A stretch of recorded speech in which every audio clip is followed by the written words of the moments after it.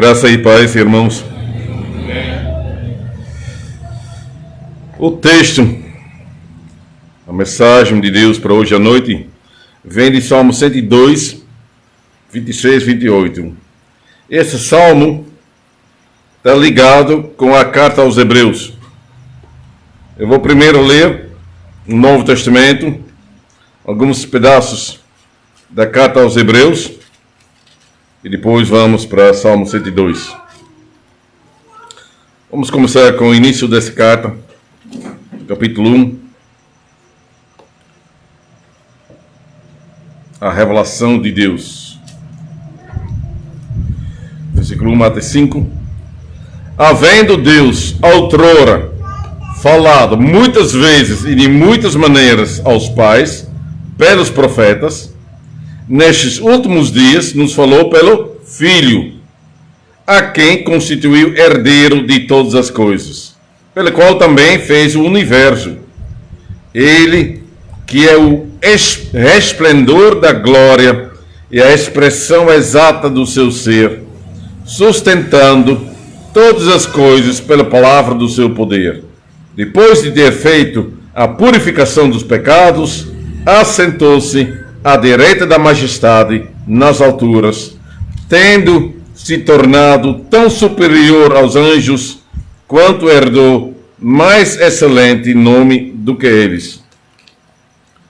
Pois a qual dos anjos disse jamais: Tu és meu filho, eu hoje te gerei. E outra vez, eu lhe serei pai, e ele me será filho. Vamos agora pular para o versículo 10 e 12 até 12, que é também igual ao texto para hoje à noite. Ainda, Deus falando: No princípio, Senhor, lançaste os fundamentos da terra, e os céus são obra das tuas mãos. Eles perecerão, tu, porém, permaneces. Sim, todos eles envelhecerão, qual veste. Também, qual manto, os enrolarás, e como vestes, serão igualmente mudados. Tu, porém, és o mesmo, e os teus anos jamais terão fim. Até aqui. Vamos agora para capítulo 2.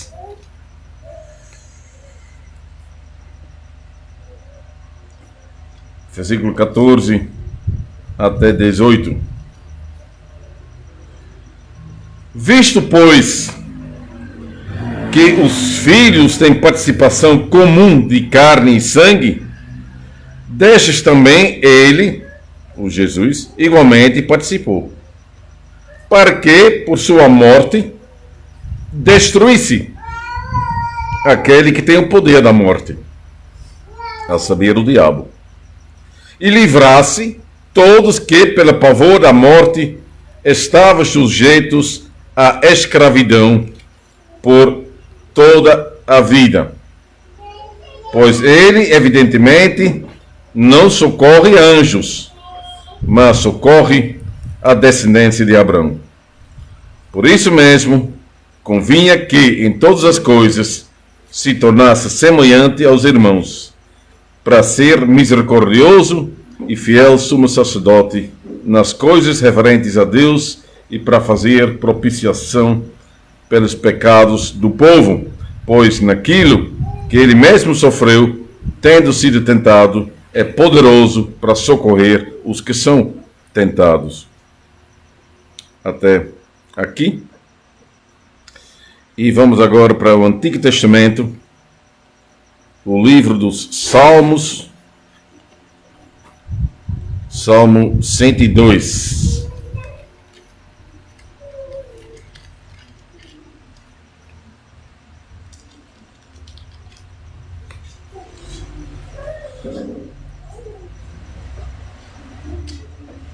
Salmo 102, em cima está dizendo: oração do aflito que, desfalecido, derrama o seu queixume perante o Senhor.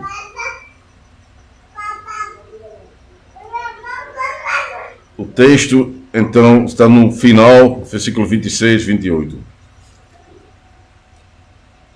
Ouve, Senhor, a minha súplica, e chega a ti os meus clamores. Não me ocultes o rosto no dia da minha angústia. Inclina-me os ouvidos. No dia em que eu clamar, dá-te pressa em acudir-me. Porque os meus dias, como fumaça, se desvanecem. E os meus ossos ardem como em fornalha. Ferido como a erva, secou-se o meu coração. Até me esqueço de comer o meu pão. Os meus ossos já se apegam à pele, por causa do meu dolorido gemer. Sou como o pelicano no deserto, como a coruja das ruínas. Não durmo. Eu sou como um passarinho solitário nos telhados. Os meus inimigos me insultam a toda hora. Furiosos contra mim, praguejam com o meu próprio nome. Por pão tenho comida cinza, e misturado com lágrimas a minha bebida. Por causa da tua indignação e da tua ira, porque me elevaste e depois me abateste. Como a sombra que declina, assim os meus dias, e eu me vou secando como a relva. Tu, porém, Senhor, permaneces para sempre, e a memória do teu nome de geração em geração. Levantar-te-ás e terás piedade de Sião. É tempo de te compadeceres dela, e já é vinda a sua hora. Porque os teus servos amam até as pedras de Sião e se condoem do seu pó. Todas as nações temerão o nome do Senhor e todos os reis da terra a sua glória. Porque o Senhor edificou a Sião, apareceu na sua glória, atendeu à oração do desamparado e não lhe desdenhou as preces.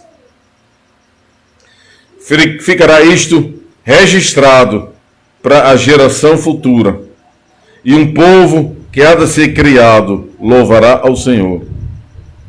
Que o Senhor do alto do seu santuário, desde os céus, baixou vistas à terra, para ouvir o gemido dos cativos e libertar os condenados à morte, a fim de que seja anunciado em Sião o nome do Senhor e o seu louvor em Jerusalém. Quando se reunirmos os povos e os reinos para servir ao Senhor. Ele me abateu a força no caminho e me abreviou os dias. Dizia eu: Deus meu, não me levas na metade da minha vida, cujos anos se estendem por todas as gerações. Em tempos remotos lançaste os fundamentos da terra, e os céus são obra das tuas mãos. Eles perecerão, mas tu permaneces. Todos eles envelhecerão como uma veste, como roupa os mudarás, e serão mudados. Tu, porém, és sempre o mesmo, e os teus anos jamais terão fim. Os filhos dos teus servos habitarão seguros, e diante de ti se estabelecerá a sua descendência.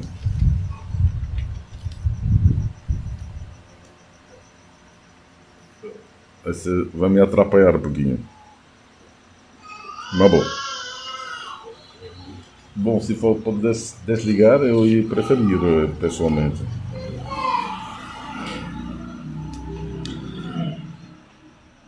Amados irmãos e irmãs,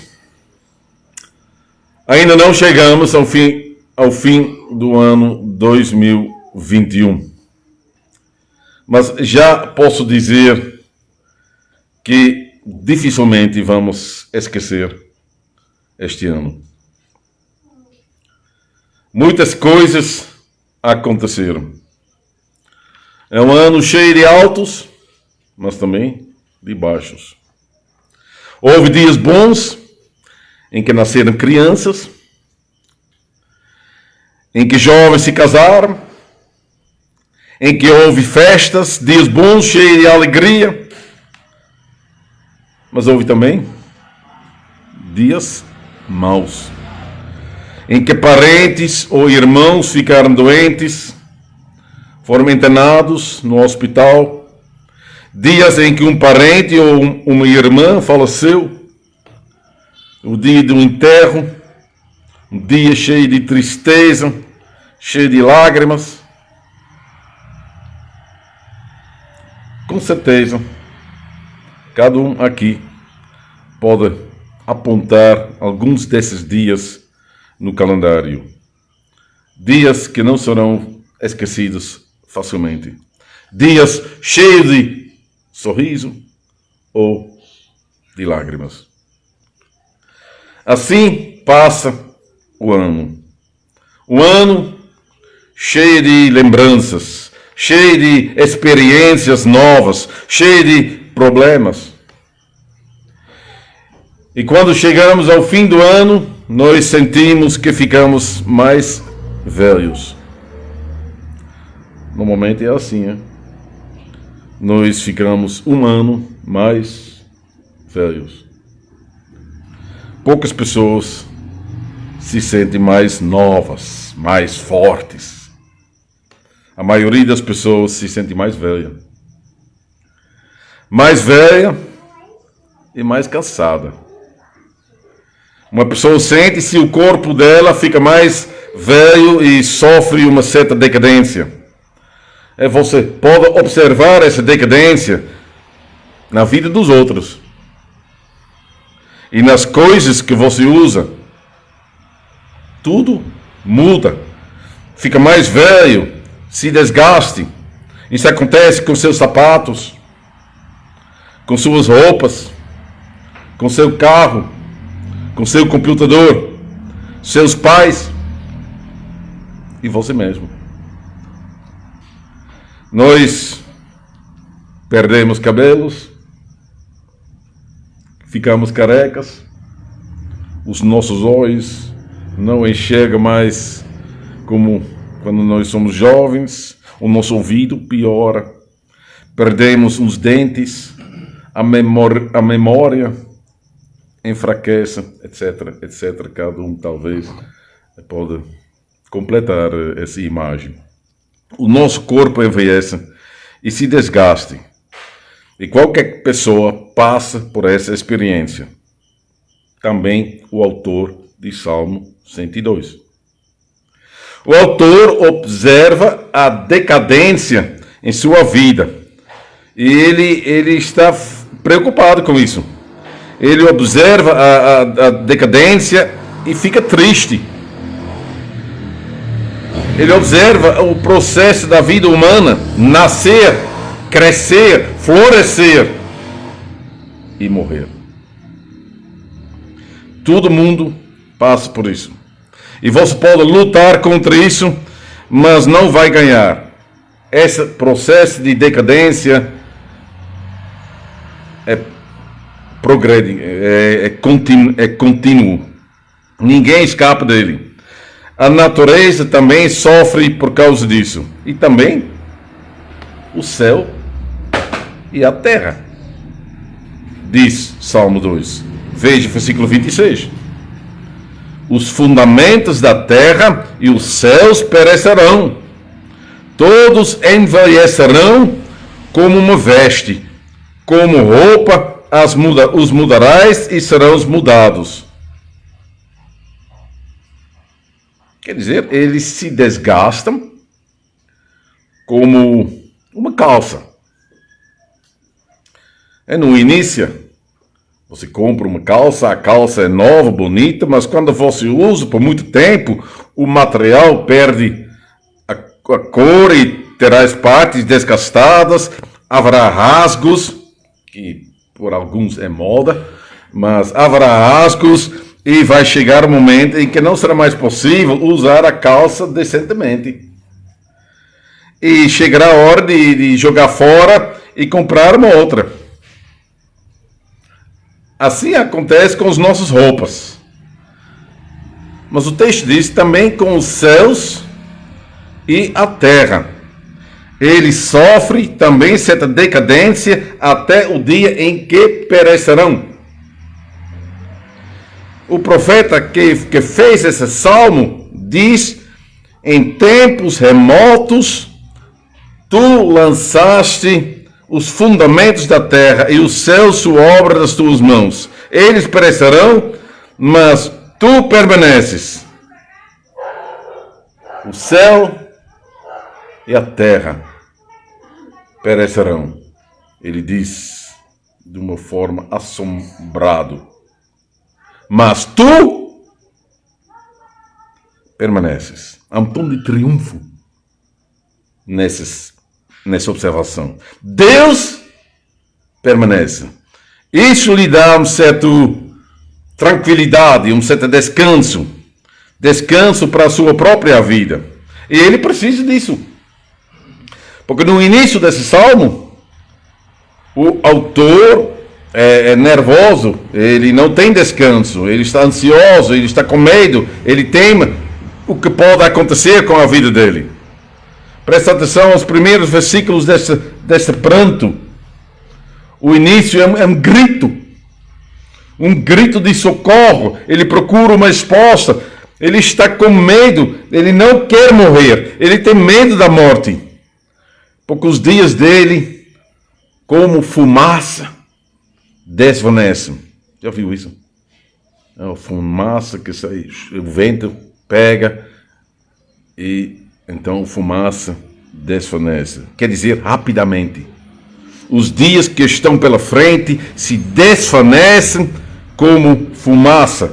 A expectativa para os dias do futuro diminuiu. Como alguém que recebe a notícia de que tem câncer. Todo mundo sabe que essa doença é fogo, é séria. E se não for tratado logo, a expectativa da sua vida se diminui até 6 ou talvez 12 meses. O autor não se sente bem e provavelmente já recebeu a notícia dos médicos de que o fim está se aproximando. Ele tem que preparar a casa dele. E essa notícia, qualquer pessoa, essa notícia assustadora, para ele também, deixa ele acordado, ele não dorme, ele está dizendo. Ele não consegue dormir. E às vezes ele suspira profundamente. Você sente a angústia. Ele está preocupado e não tem mais vontade de comer. Sede sim, sede ele tem. Porque o corpo está quente por causa da febre. Os ossos dele estão incandescentes como brasas quentes. E quando ele bebe água, os olhos se enchem com lágrimas. Eles correm pelas suas bochechas e até se misturam com a água que está no copo que ele está bebendo. Ele chora por causa da sua miséria. Ele chora como criança que sofre. Porém, não há ninguém que pode ou quer ajudar. Os inimigos estão sorrindo e praguejam com seu nome. Ele se sente isolado, abandonado. Ele se compara com o pelicano no deserto. Isso é muito estranho. É uma imagem muito estranha. O pelicano no deserto. Isso não combina. Ele também poderia dizer como uma foca no deserto. Uma foca vive no mar e não no deserto. Uma foca não consegue viver no deserto. Ele vai morrer, o pelicano também. Ele precisa de água e de peixe. Quando esse animal entra num mar de areia, o que é deserto, ele não sobrevive, ele morrerá. O autor desse salmo se sente dessa forma. Ele vai morrer e ninguém quer ajudá-lo. Ninguém pode ajudá-lo. Ele sabe disso. E por causa disso, ele procura socorro. Ele procura o trono de Deus. Ouve, Senhor, a minha súplica e chega a ti os meus clamores. Não me ocultes o rosto no dia da minha angústia. Inclina-me os ouvidos no dia em que eu clamar. Dá-te pressa em acudir-me. Dessa maneira, ele clama a Deus. E por quê? Porque ele acredita que Deus está presente. Deus estava presente no passado, Deus está presente, então, hoje, e Deus estará presente no futuro. Deus é eterno. A vida dele, do autor, está terminando. Ele vai morrer. Mas Deus não vai morrer. Deus permanece. Ele vai permanecer de geração em geração em geração. O nosso Deus é assim. Ele é o Deus dos nossos pais. Ele é Deus dos nossos avós. Ele é Deus dos nossos bisavós. Deus estava presente no século 20. Ele estava também presente nos dias de José e Maria.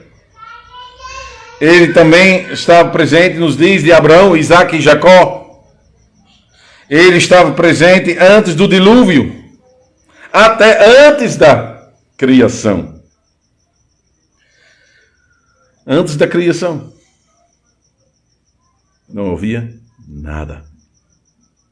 Imagine. Nada. Nada, nada. Só Deus. Não havia os céus, nem a terra, nem o universo, nem anjos. Só Deus. A existência dele é eterna, sem início, sem fim. Difícil para imaginar. Você pode fazer uma linha que vai para lá e não termina. Nunca termina. Que vai para lá e nunca termina. Essa é a eternidade. Deus não foi criado, nem formado. Ele estava lá. E o Verbo e o Espírito Santo, Pai, Filho, Espírito Santo, e eles concordaram em criar os céus e a terra, e no momento apropriado, Deus criou os céus e os fundamentos da terra. Ele falou e criou os céus e a terra. Dois mundos diferentes, dois mundos separados, e ele os colocou lado ao lado, paralelo. E desde aquele momento, o tempo começou a andar. Tanto no céu, como também aqui na terra. Os segundos se tornaram minutos, os minutos se tornaram horas, e nessas horas muitas coisas aconteceram. O Espírito parava sobre as águas, e Deus disse: haja luz! E houve luz. Assim começou o primeiro dia da terra. Assim começou a história da terra. Porque os dias formaram uma semana, e as semanas se juntaram a um ano, e os anos se passaram e formaram um século, 100 anos. Um período em que crianças nascem, crescem, se tornam pai, mãe, avô, avó. Um período em que os avós veem os netos crescer, eles se encontram, se alegram, se ajudam, até o momento em que eles não vivem mais. Homens nascem e perecem. Gerações vêm e vão. A terra existe e envelhece. Os céus existem e perecem. Todos envelhecerão como uma veste. Assim é o destino da terra e dos céus. Eles perecerão. Porém, haverá um novo céu e uma nova terra. Eles serão, o texto diz, eles serão mudados como roupa. Uma pessoa tira as roupas desgastadas e veste roupas novas. Assim Deus, de certa maneira, trocará a terra desgasta e o céu por uma nova terra e um novo céu. Céu e terra perecerão, mas Deus não. Deus permanece e Ele não muda. Ele não envelhece, Ele não perecerá, sua existência não terá fim. Como o autor sabia de tudo isso? Eu não sei. Deve ser uma revelação que ele recebeu.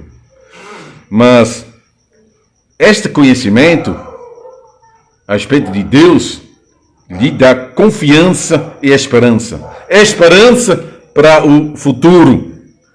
Por causa disso, ele quer que as suas palavras, versículo 18, ele quer que as suas palavras sejam registradas, escritas, para as gerações do futuro, como nós, para que louvemos ao Senhor, para que sejam consolados e edificados, para que descubram que há um Deus no céu que quer livrar todos que, pelo pavor da morte, estão sujeitos à escravidão por toda a vida. O autor da carta aos Hebreus fala assim. E o autor de Salmo 102 sabe que Deus é soberano e todo-poderoso. Ele pode nos livrar da morte. Ele pode nos livrar do pavor da morte. E ele acredita que isso vai acontecer. Versículo 20. Mas ele não sabe como Deus fará isso. Ele vive no Antigo Testamento. Ele ainda não sabe nada sobre Jesus Cristo. Ele não sabe nada da ressurreição dele do sepulcro e da vitória dele sobre a morte. Jesus Cristo é a primícia dos que dormem. 1 Coríntios 15, 20 está dizendo. E ele prometeu a ressurreição a todos que creem nele. Ele disse até a Marta, João 11, eu sou a ressurreição e a vida. Quem crê em mim, ainda que morra, viverá. E todo que vive e crê em mim, não morrerá eternamente. Crês isto, Marta? E Marta diz, sim. Crês isto, irmão, irmã? O autor de Salmo 102 acreditou sim.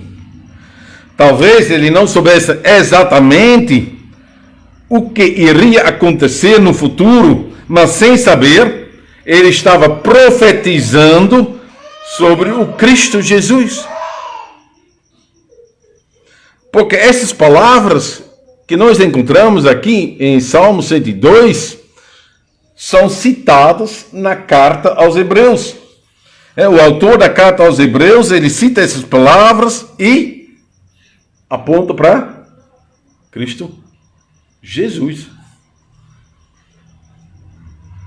Deus lhe disse, no princípio, Senhor, lançaste os fundamentos da terra e os céus são obra das tuas mãos, eles perecerão, tu, porém, permaneces.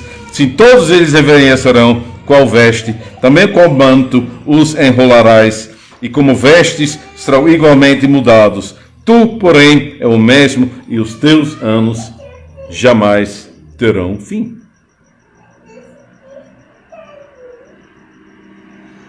Presta atenção. O autor diz, Deus fala aqui ao Filho, ao Cristo. Os anos dele não terão fim. os anos da terra terão fim. 2021 pode ser o último ano. Talvez não haja um 2022. Talvez Cristo volte antes do final deste ano. Quem sabe? Ninguém. O que nós sabemos, sim, é que Cristo está no céu, na cidade do Deus vivo. Hebreus 12. A Jerusalém celestial. O texto diz, onde se encontram incontáveis hostes de anjos. E a universal Assembleia e Igreja dos Herdeiros, os primogênitos, que somos nós, todos ansiosos, todos esperando pelo sinal do arcanjo. Cristo está lá preparando a sua vinda. Ele voltará do mesmo jeito como ele subiu ao céu. Ele voltará e todos os olhos o verão, diz o texto. Pode contar com isso, pode confiar na promessa do Senhor e pode orar: Maranata, vem, Senhor, vem rápido. Amém.